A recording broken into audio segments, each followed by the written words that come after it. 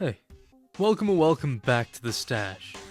Ultimate Spider-Man by Jonathan Hickman and Marco Cicchetto has been nothing short of a revelation. From its inception, this series has dared to redefine what Spider-Man can be in the modern era, blending heartfelt character work with bold cinematic storytelling. Hickman's intricate plotting and Cicchetto's stunning art have elevated the book into must-read territory, cementing it as a shining example of how to honor legacy while breaking new ground. Every issue just feels like an event, a testament to how much care and precision is being poured into this book. And now, as we enter the second year of this epic run, the stakes couldn't be higher. Ultimate Spider-Man issue 13 kicks off 2025 with a bang, continuing the high-tension cliffhanger we had last month with Peter Parker and Harry Osborn held captive by Kraven the Hunter, as well as the picotech suit becoming increasingly more involved with the life of the Parkers. I adore how this series captures one of the best elements of the classic Spidey stories, and that's the people around him, the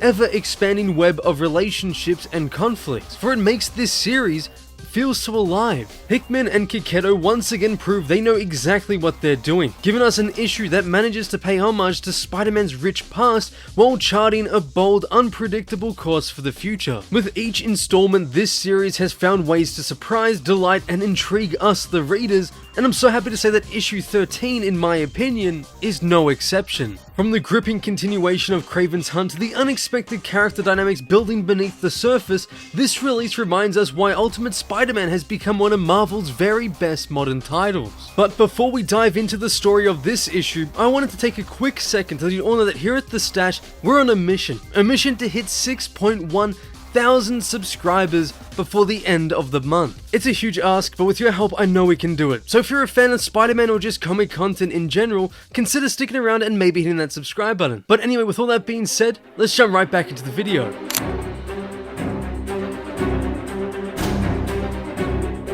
So our story begins on January 31st in the bustling and electric heart of Times Square, where the people of New York notice a familiar sight: Spider-Man swinging through the city. But as we get closer, it becomes clear that something is different. This Spider-Man isn't quite what we're used to, for he's sporting a stunning black suit. At first, it seems like the picotech suit might be keeping up appearances for Peter in his absence. However, after a misstep landing on a rooftop, the truth is revealed. The host is none other than Richard Parker. It turns out the suit has been stepping in for Peter in more ways than one. This arrangement with Richard in the suit is entirely a secret from the rest of the family, but Peter did set up some important ground rules in case of emergencies like this.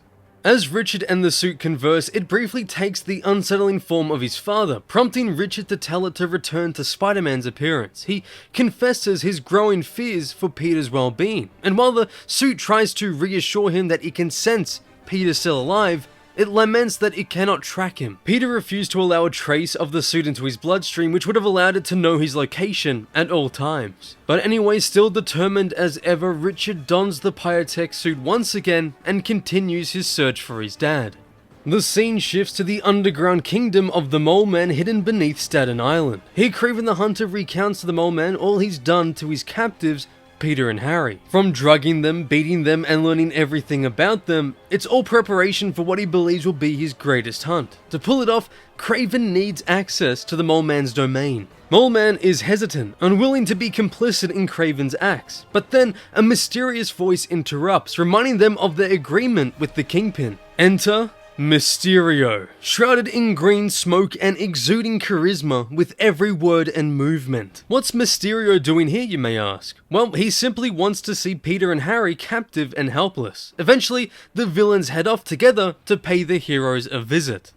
Back on the surface, we find Peter and Harry bruised and battered, sitting at a dinner table filled with food. And around their necks are bomb collars, a brutal measure to keep them in line. As Kraven, Mole Man, and Mysterio enter, Mole Man helps himself to the feast while Kraven reveals his master plan. Initially, he intended to pit Harry and Peter against each other in a fight to the death. But realizing it wouldn't satisfy him given Harry's lack of equipment, Peter's spider powers, and their likely refusal to comply, he chose a new approach. Using truth serums, Kraven learned everything about their families, Harry's wife Gwen Stacy, and, as he would say, Peter's perfect wife and children.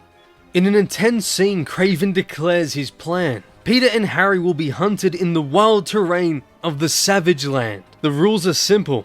Kill Kraven and their loved ones live, but if they die, their families perish along with them. Mole Man, amused by Kraven's confidence, finally grants him permission to use the jungle, but on one condition: a wager that requires Peter and Harry to play along. Eager to start, Harry accepts immediately, even against Kraven's suggestion to enjoy one last meal. Kraven turns to Peter, who remains silent, his face full of anger and determination. "I see you," Kraven tells him. "I see what you are." And with that, the hunt begins. A trapdoor opens beneath their chairs, sending Peter and Harry plummeting into the Savage Land. Parachutes deploy, but Harry gets stuck in a tree, falling until Peter catches him just in time. As they try to assess their situation, the bomb collars around their necks emit loud beeping before deactivating. Kraven's voice crackles through the speakers, explaining the rules of the hunt. They have 3 hours to prepare. Then, it all begins. But he also warns them that in the Savage Land, he isn't the only danger lurking about.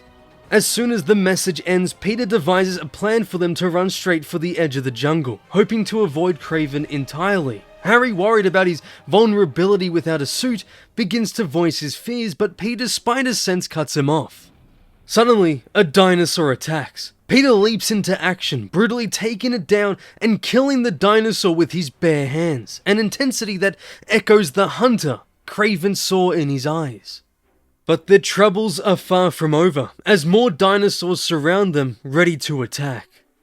And so our story ends as we head back to New York City, mere minutes before the end of January. Richard swings through the city after stopping a petty crime. As he processes the adrenaline-filled encounter chatting with the picotech suit, his webline is suddenly cut by a razor disc. He lands on a rooftop trying to figure out what just happened. But then, standing before him is none other than Felicia Hardy, the new Black Cat.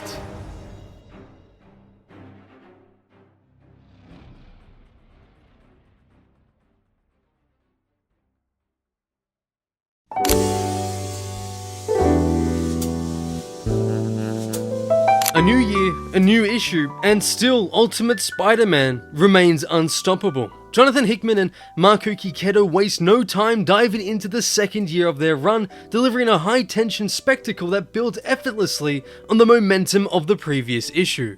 It's everything you'd want from Ultimate Spider-Man: gripping drama, surprising character depth, and a reverence for the stories that came before it, all while still forging something new. What immediately stands out to me is Hickman's clever handling of the series' unique monthly pacing. Setting this issue on January 31st ensures a seamless transition into February's follow-up release. It makes it so easy and natural to maintain the story's immediacy while sidestepping Harry and Peter being captive for 2 months. It's such a small detail, one that is overlooked most of the time, but here it's a clear testament to Hickman's careful and dynamic planning. It's proof that every choice he makes just serves the story. Now, the central conflict is a perfect storm of homage and innovation. Kraven's hunt is already shaping up to be an iconic arc, blending the psychological intensity of Kraven's last hunt with the pulpy, larger-than-life spectacle of dinosaurs in the Savage Land. It's out there in the best way possible because it properly heightens the stakes while staying grounded in the emotional toll it takes on its characters. Hickman's Kraven is menacing yet methodical, a predator in every sense, and the way he breaks Peter and Harry down piece by piece is as unnerving as it is captivating. I really enjoyed how this issue excels at balancing its broader plot with smaller, deeply personal moments. Seeing Peter and Harry's differing approaches to their predicament not only reinforces their individuality, but also continues the many hints of a potential conflict down the line. It has to be because in this book, to me, Harry just always feels like a loaded gun waiting to go off, and it's this simmering tension that helps give the story its emotional weight. And then there's Richard Parker, whose increasing role in the comic adds yet another layer of intrigue. Whether he's donning the picotech suit, which blew me away, I had never ever thought of that, or sharing a screen-stealing moment with the new Black Cat. I'm so glad that finally Richard's presence feels vital, and the way Hickman was able to do it was perfect. He's so good at creating and following through with setups that even this, Richard getting more of the spotlight, felt like a massive payoff within the story. I saw some people online speculate with the idea of him potentially going rogue, maybe with the influence of Felicia. Either way, it opens up even more thrilling narrative possibilities that I just can't wait to see unfold. Mole Man and Mysterio return, bringing their distinct personalities into the mix of the story. Mysterio in particular is a fascinating wildcard. He seems like an egotistical trickster, so getting more of him in issue 16 is just going to be great fun, I know it already. Now this might be a complete misfire or whatever, but a part of me oddly thinks that Mysterio could be Harry's wife, Gwen Stacy. I know that's a wild theory to have, but I'm just judging it based off how Mysterio spoke, as well as the mannerisms shown, like Mysterio only being besides Harry and even grabbing his hair. Again, wild thought, I know, but I still think it's worth throwing out there.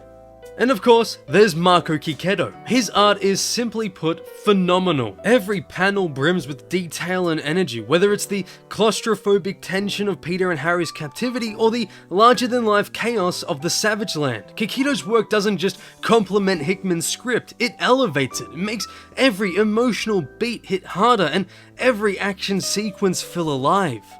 Now the main thing I love about this story so far is that this isn't just a throwback to Kraven's Last Hunt. It's a reinvention. Hickman and Kiketo capture the spirit of DeMatteis and Zek's masterpiece without falling into the trap of laziness. Instead, they focus on what makes these characters tick, digging deeper into their psyches while setting the stage for an explosive payoff. It's everything the brand new day era struggled to achieve and more. For this is a true love letter to Spider-Man's history that still feels fresh and impactful. And with Ultimate Spider-Man issue 13, Hickman and Kiketo kick off 2025 with another absolute banger. This isn't just about fighting dinosaurs or surviving Kraven's hunt. It's about peeling back the layers of who Peter Parker and Harry Osborn are, about forcing them to confront their fears and their flaws in ways that only Ultimate Spider-Man can. And if this issue is any indication, then it looks like 2025, just like the year before, is going to be dominated by Ultimate Spider-Man.